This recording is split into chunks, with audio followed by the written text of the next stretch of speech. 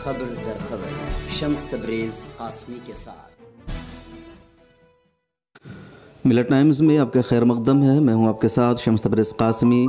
आज से ठीक 1 साल कबल दिसंबर 2017 में मोदी सरकार ने लोकसभा में तलाक बिल पेश किया था। उस बिल को लोकसभा में बासानी से पास कर दिया गया, लेकिन राज्यसभा में कांग्रेस और दीगर अपोजिशन पार्टियों की मुखालफत की वजह से वो बिल पास नहीं हो सका। बाद में बीजेपी ने उस बिल में 3 तरमीम भी की, लेकिन इसके बावजूद भी कांग्रेस ने मुखालफत की। सितंबर में मोदी सरकार एक ऑर्डिनेंस लेकर के आई। अब 2018 में इस माह दिसंबर में जो सरमाया इजलास चल रहा है, मोदी सरकार दोबारा वो बिल पेश की है लोकसभा में। अभी उस बिल पर बहस बाकी है, लेकिन सवाल ये है कि मोदी सरकार को मुस्लिम वोमेन के राइट्स की, मुस्लिम ख़वातीन की इतनी फ़िक्र क्यों है। मोदी सरकार एक तरफ बात करती है मुस्लिम ख़वातीन के हुकूक़ की, उनके मसावात की या उनको तलाक़ से निजात दिलाने की, दूसरी तरफ ख़ुद बीजेपी सबरीमाला मंदिर या दीगर इशूज़ पर जब गैर मुस्लिम ख़वातीन को या हिंदू ख़वातीन को यकसा हुकूक़ देने की बात की जाती है तो बीजेपी सरकार सुप्रीम कोर्ट के फ़ैसले की वाज़ेह लफ्ज़ों में मुदाखलत करती है। इस पूरे मसले पर आज हम बातचीत कर रहे हैं एडवोकेट पल्लवी शर्मा से। पल्लवी शर्मा इससे पहले भी हमारे शो में आ चुकी हैं, लेकिन आज हम उनसे बात करने जा रहे हैं कांग्रेस के स्पोक पर्सन की हैसियत से। पल्लवी शर्मा एडवोकेट हैं, सोशल एक्टिविस्ट हैं, लेकिन अब 1 महीना पहले वो कांग्रेस उन्होंने ज्वाइन किया है और बराह रास्त उन्हें स्पोक पर्सन बनाया गया है। एडवोकेट पल्लवी शर्मा, आपको सबसे पहले मुबारकबाद कि आप कांग्रेस की स्पोक पर्सन बनी है। ज़रा मुझे आप ये बताइए कि बीजेपी की तलाक बिल में इतनी दिलचस्पी क्यों है, या मुस्लिम वोमेन में बीजेपी की इतनी दिलचस्पी क्यों है। दूसरी तरफ गैर मुस्लिम औरतों की या नॉन मुस्लिम औरतों की बात होती है तो वहाँ वो रवायात की, रस्म व रिवाज का हवाला देती है। अमित शाह और कई जो लीडरान हैं बीजेपी के, सब मुखालफत करते हैं। मुस्लिम औरतों के पीछे क्यों पड़ी है बीजेपी? देखिए, मुझे लगता है ये बोलना कि जो सरकार है हमारे देश में, जो गवर्नमेंट ऑफ द डे है, ये कहना कि उनको मुस्लिम औरतों की फ़िक्र क्यों है और हिंदू औरतों की फ़िक्र नहीं है, ये थोड़ा सा गलत हो जाता है, क्योंकि वो इस देश की सरकार है। तो इस देश में किसी भी धर्म की औरत हो, आदमी हो, मर्द हो, सबकी फ़िक्र और सबकी परवाह इस सरकार को होनी चाहिए। ये कहने के बाद मैं एक अहम बात आपको बताना चाहूँगी। आपने कहा जो ट्रिपल तलाक बिल है वो लोकसभा में पास हो गया, पर राज्यसभा में वो अटक गया था किसी वजह से। देखिए, उसकी वजहें थी। ऐसा नहीं है कि कांग्रेस पार्टी नहीं चाहती कि जो ट्रिपल तलाक, इंस्टेंट ट्रिपल तलाक बिल है वो आए।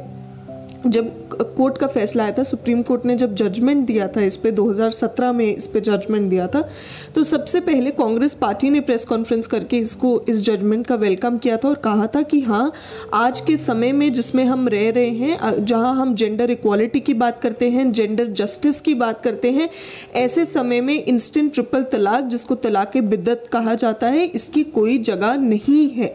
लेकिन जो बीजेपी का बिल है, आप जान के हैरान होंगे कि ये बिल सिर्फ 2 पन्नों का है, 2 पेज का बिल है। तो इसी से पता चलता है आपके इस मुद्दे को लेके कितनी सीरियसनेस है। तो आपने इस बिल को एक वोट बैंक की तरह ट्रीट किया, पोलराइजेशन पॉलिटिक्स खेली कि भाई हम जो है मुस्लिम वुमेन को पोलराइज करके उनका वोट बैंक हासिल कर पाए। कांग्रेस का मुतालबा यह था कि इस बिल में तरमीम की जाए, तो बीजेपी ने बिल में कुछ तरमीम की है, जैसे वो कग्निजेबल था या पनिशेबल था, नॉन बेलेबल था, जिसमें उसने कुछ तरमीम की है। जो नया 3 तरमीमात उन्होंने की थी, रविशंकर प्रसाद ने ऐलान किया था। तो अब तो कांग्रेस को ये बिल मंजूर होना चाहिए। देखिए, हमने इसमें बहुत से चेंजेस स्पेसिफाई किए थे। पहले तो ये 2 पेज का बिल था, तो ज़्यादा तो इसमें कुछ पढ़ने वाला या इस पे बहस करने वाला कुछ था नहीं।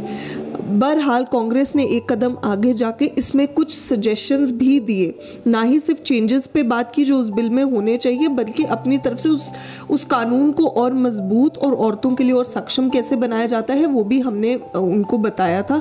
हमने कहा था भाई, इसमें आप अलाउंस की बात करते हैं कि जिस भी मुस्लिम महिला को ट्रिपल तलाक दिया जाए, इंस्टेंट ट्रिपल तलाक दिया जाए, उसको अलाउंस मिला जाए, मेंटेनेंस मिला जाए। वो अलाउंस क्या होगा उसकी डेफिनेशन आपने उस बिल में नहीं दी। कितना अलाउंस होगा वो भी आपने नहीं बताया, और अलाउंस को कैलकुलेट करने का मेथड क्या होगा, किस पे बेस्ड होगा कि किस औरत को कितना मिले, उसका भी कोई उसमें जिक्र नहीं है बिल में। तो वो बिल हर तरह से इनकम्प्लीट है और एक कानून बनने की स्टेज पे अभी वो बिल है ही नहीं। आपको लगता है कि सुप्रीम कोर्ट के फैसला के बाद इस तरह के किसी भी बिल की ज़रूरत है? चूँकि सुप्रीम कोर्ट का क्लियर जजमेंट है कि इंस्टेंट ट्रिपल तलाक हुई नहीं तो रिश्ता बरकरार है, तो इसके बाद ज़रूरत है कि किसी तरह का कानून बनाया जाए या कोई बिल लाया जाए। देखिए ये बात बिल्कुल सही है, इंस्टेंट ट्रिपल तलाक एक सिविल ऑफेंस है, आप उसको क्रिमिनलाइज क्यों कर रहे हैं? एक सिविल ऑफेंस को आप क्रिमिनल ऑफेंस क्यों बना रहे हैं? अगर आप उसमें 3 ईयर का जेल टर्म दे रहे हैं, ठीक है, अगर आप हस्बैंड को ही जेल टर्म प्रिस्क्राइब कर रहे हैं तो औरत को मेंटेनेंस और अलाउंस कौन देगा?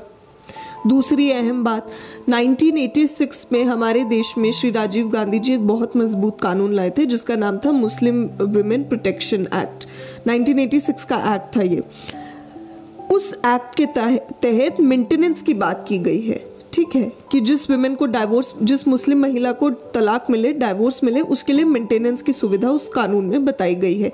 अब आपने इंस्टेंट तलाक में एक और सुविधा आप ले आए अलाउंस की, तो अब आप बताइए जिस मुस्लिम महिला को तलाक मिलेगा वो आपके जो कानून आप बना रहे हैं उसके तहत अलाउंस लेगी या जो ऑलरेडी एग्जिस्टेंस में एक्ट है उसके तहत मेंटेनेंस लेगी?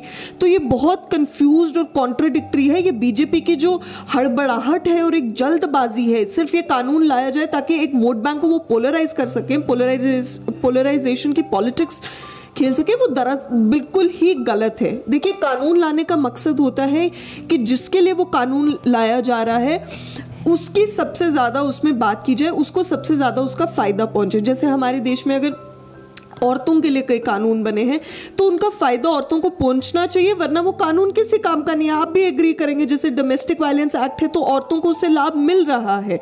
वैसे ही अगर इंस्टेंट ट्रिपल तलाक पे आप एक लेजिस्लेशन ला रहे हैं, एक कानून ला रहे हैं, तो उस कानून का फ़ायदा औरतों को पहुँचना चाहिए ना। पर अभी जो बीजेपी प्रपोज कर रही है उससे औरतों को कोई फ़ायदा होगा ही नहीं, मुस्लिम महिला। आपने शुरू में मुझे कंडम किया कि मैं हिंदू मुस्लिम की बात कर रहा हूँ। दरअसल आपने देखा कि मुस्लिम औरतों का मसला है तो बीजेपी बिल ला रही है। सबरीमाला मंदिर पर जो सुप्रीम कोर्ट का फैसला आया था उसको बीजेपी ने सिरे से रिजेक्ट कर दिया। अमित शाह हो, स्मृति ईरानी और अमित शाह ने तो धमकी भरे अंदाज में सुप्रीम कोर्ट के खिलाफ जुमले कहे।